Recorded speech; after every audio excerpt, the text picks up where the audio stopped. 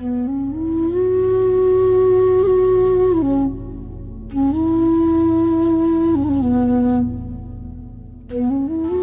without doing any activity, you can still manifest what you want if you organize these 4 dimensions in one direction and keep it unwavering in that direction for a certain period of time. Now he believes Shiva will do it for him and it will happen. So is Shiva going to come and build your house? No, I want you to understand, God will not lift his little finger for you. What has not happened till now on this planet can happen tomorrow. Human beings are capable of making it happen tomorrow.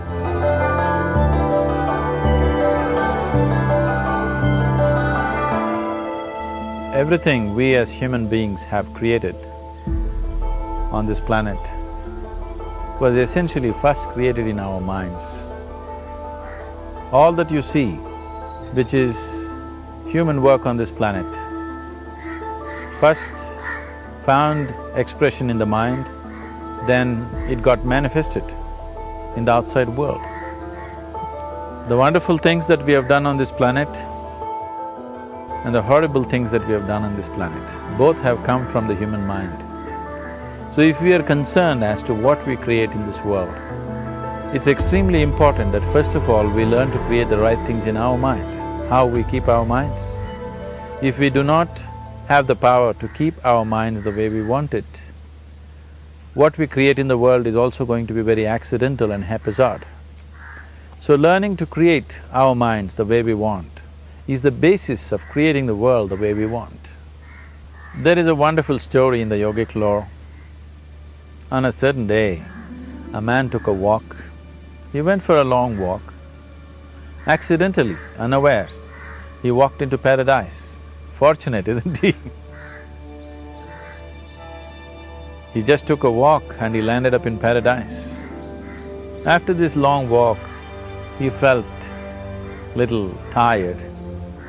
So he thought, oh, I'm tired, I wish I could rest somewhere.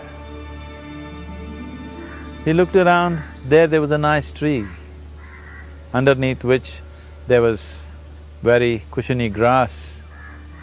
So it was inviting. He went and put his head down there and slept. After a few hours, he woke up, well rested, and he thought, oh, I'm well rested, but I'm feeling hungry, I wish I had something to eat. And he thought about all the nice things that he ever wanted to eat in his life. And instantly, all those things appeared in front of him. You need to understand, there the service is like that. Hungry people don't ask questions. Food came and he ate. Stomach became full. Then he thought, oh, my stomach is full, I wish I had something to drink. All the nice things that he ever wanted to drink, he thought about it and all of them just appeared in front of him. Drinking people also don't ask questions, so he drank. Now with a little bit of alcohol in him, you know Charles Darwin told you, all of you are monkeys, your tail fell away. Not me, Charles Darwin told you that you were all monkeys and your tail fell away and then you became human. Yes, definitely the tail fell away. But the monkey, in yoga, we always refer to an unestablished mind as markata, which means a monkey. Why we are referring to the mind as a monkey is, what are the qualities of a monkey? One thing about a monkey is, it's unnecessary movement. And another thing about the monkey is, if I say you're monkeying somebody, what does it mean? Imitation. Monkey and imitation have become synonymous. So these two essential qualities of a monkey are very much the qualities of an unestablished mind. Unnecessary movement, you don't have to learn it from the monkey, you can teach it to the monkey. And imitation is full-time job of the mind. So when these two qualities are on, a mind is referred to as a monkey. So this monkey became active within him. He just looked around, thought, what the hell is happening here? I asked for food, food came. I asked for drink, drink came. There must be ghosts around here, and ghosts came. Oh, the ghosts have come, they're going to surround me and torture me, he thought. Immediately the ghosts surrounded him and started torturing him. Then he started screaming in pain and said, oh, they're going to kill me, and he died. Just now he said he's a fortunate being. The problem is he was sitting under a kalpavriksha or a wishing tree. He asked for food, food came. He asked for drink, drink came. He asked for ghosts, ghosts came. He asked for torture, torture came. He asked for death, death happened. Now don't go looking for these kalpavrukshas in the forest. You can barely find a tree these days. A well-established mind, a mind which is in a state of samyukti, is referred to as a kalpavriksha. If you organize your mind to a certain level of organization, it in turn organizes the whole system. Your body, your emotion, your energies, everything gets organized in that direction. Once all these four dimensions of you, your physical body, your mind, your emotion and the fundamental life energies are organized in one direction. Once you are like this, anything that you wish happens without even lifting a little finger actually. It would help to assist it with activity, but even without doing any activity, you can still manifest what you want if you organize these four dimensions in one direction and keep it unwavering in that direction for a certain period of time. Right now the problem with your mind is, every moment it is changing its direction. It is like you want to travel somewhere and every 2 steps if you keep changing your direction, the question of you reaching the destination is very remote unless it happens by chance. So, organizing our minds and in turn organizing the whole system and these four basic dimensions of who you are right now in one direction, if you do this, you are a kalpavruksha yourself. Anything that you wish will happen. But right now, if you look at your lives, everything that you have wished for till now, if it happens, you have finished. Everything and everybody that you have desired for, if all of that lands up in your house today, could you live with that? Once we're empowered like this, it's very important that our physical action, emotional action, mental action and energy actions are controlled and properly directed. If it is not so, we become destructive, self-destructive. Right now, that is our problem. The technology, which is supposed to make our life beautiful and easy, has become the source of all the problem that we are destroying the very basis of our life, which is the planet. So what should have been a boon, we are making a curse out of it.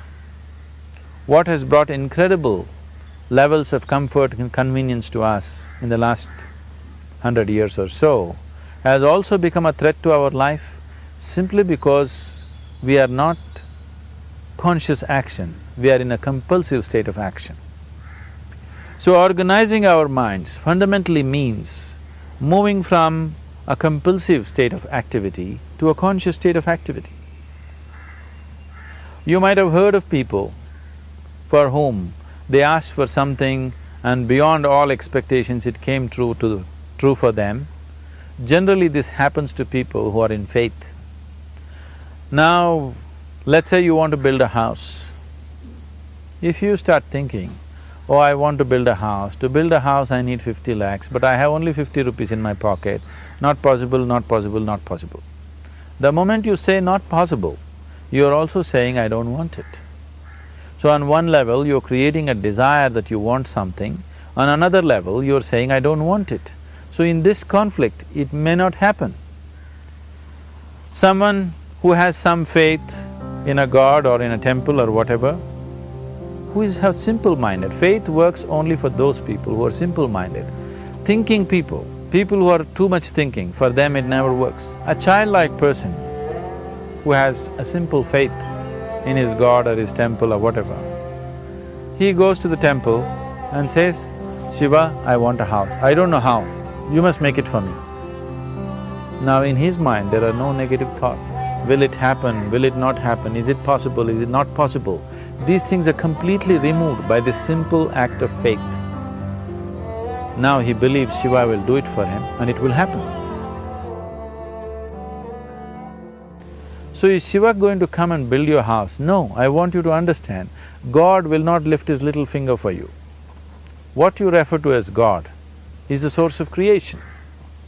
As a creator, he has done a phenomenal job, there's no question about it. Could you think of a better creation than this? Is it in anybody's imagination to think anything better than what is there right now? So as a creator, he has done his job wonderfully well. But if you want life to happen the way you want it, because right now, the very crux of your happiness and your well-being is this. If at all if you're unhappy, the only and only reason why you're unhappy is life is not happening the way you think it should happen. That's all it is. So if life is not happening the way you think it should happen, you're unhappy. If life happens the way you think it should happen, you are happy. It's as simple as that.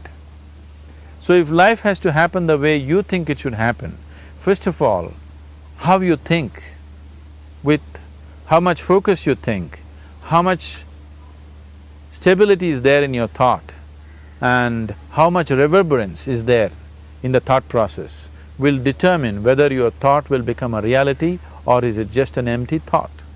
Or how you do not create any impediments for your thought by creating negative thought process. This possible is something possible or not possible, is destroying humanity. What is possible and not possible is not your business, it's nature's business. Your business is just to strive for what you want. Right now you're sitting here, if I ask you two simple questions, I want you to just look at this and answer this. Right now from where you're sitting, can you just fly off? You say no. Right now from where you're sitting, can you get up and walk? You'll say yes. What is the basis of this? Why you say no to flying and yes to walking? Because past experience of life, many times you've gotten up and walked, never did you fly off. Or in other words, you're using the past experience of life as a basis for deciding whether something is possible or not possible. Or in other words, you have decided that what has not happened till now cannot happen in your life in future. This is a disgrace to humanity and the human spirit. What has not happened till now on this planet can happen tomorrow. Human beings are capable of making it happen tomorrow. So what is possible and what is not possible is not your business. That is nature's business. Nature will decide that. You just see what is it that you really want and strive for that. And if your thought is created in a powerful way, without any negativity, without any negative thoughts bringing down the intensity of the thought process, the first and foremost thing is you must be clear what is it that you really want. If you do not know what you want, the question of creating it doesn't arise. If you look at what you really want, what every human being wants is, he wants to live joyfully, he wants to live peacefully. In terms of its relationships, he wants it to be loving and affectionate. Or in other words, all that any human being is seeking for is pleasantness within himself, pleasantness around him. This pleasantness, if it happens in our body, we call this health and pleasure. If it happens in our mind, we call this peace and joy. If it happens in our emotion, we call this love and compassion. If it happens in our energy, we call this blissfulness and ecstasy. This is all that a human being is looking for. Whether he is going to his office to work, he wants to make money, build a career, build a family, he sits in the bar, sits in the temple, he is still looking for the same thing. Pleasantness within, pleasantness around. If this is what we want to create, I think it's time we addressed it directly and commit ourselves to creating it.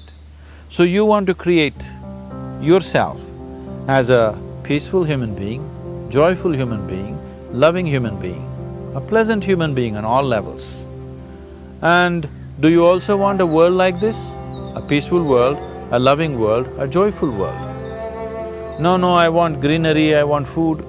When we say a joyful world, that means everything that you want has happened. So this is all that you're looking for. So all that you need to do is commit yourself to creating it, to create a peaceful, joyful and loving world, both for yourself and everybody around you. Every day in the morning, if you start your day with this simple thought in your mind, that today, wherever I go, I will create a peaceful, loving and joyful world. If you fall down 100 times in the day, what does it matter? For a committed man, there is no such thing as failure.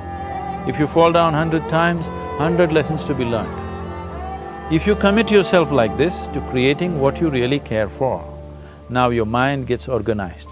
Once your mind gets organized, the way you think is the way you feel, your emotion will get organized. Once your thought and emotion is organized, your energies will get organized in the same direction. Once your thought, emotion and energies are organized, your very body will get organized. Once all these four are organized in one direction, your ability to create and manifest what you want is phenomenal. You are the creator in many ways. That which is the source of creation is functioning within you every moment of your life. It is just that, have you kept access to that dimension or not? Organizing the four basic elements of your life will give you that access. There are tools and technologies to do this. The whole science of yoga, the whole technology that we refer to as yoga is just about this, transforming yourself from being just a piece of creation to become a creator.